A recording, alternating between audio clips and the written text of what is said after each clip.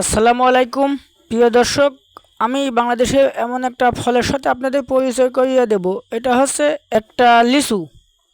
এটা একটা ফল এবং খুব পুষ্টিকর একটি খাদ্য। এই লিচু একটা গাছে বছরে 2 থেকে 3 বার হয়। এই লিচু শরীরের জন্য অত্যন্ত উপকারী। আবার এই লিচু বেশি খাইলেও সমস্যা। এটা এখনো বর্তমান বড় হয়নি, এখনো 2 থেকে 3 মাস সময় লাগবে।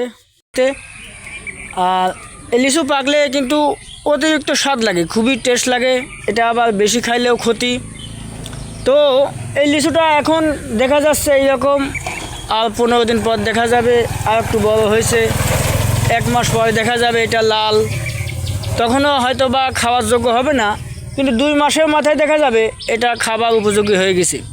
তখন এটা মনে করেন যে চারদিক থেকে মানুষ মশারি দিয়ে ঘিরবে, কারণ এলাকার সাল পালতে আবার অত্যন্ত ভদ্র 5 ওয়াক্ত নামাজি, তারা আবার মাঝে মাঝে গাছ হাঁটাবে, এজন্য তারা চারদিক দিয়ে বেড়া দিয়ে ঘিরবে। নাহলে তো মনে করেন বুঝতেই পারছেন, লিচু যদি থাকে 100, 3 দিন পর হয়ে যাবে 900।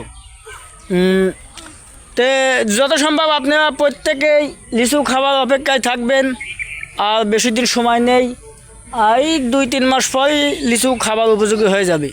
সবাইকে ধন্যবাদ। লিচু খাবার দেওয়া তৈল।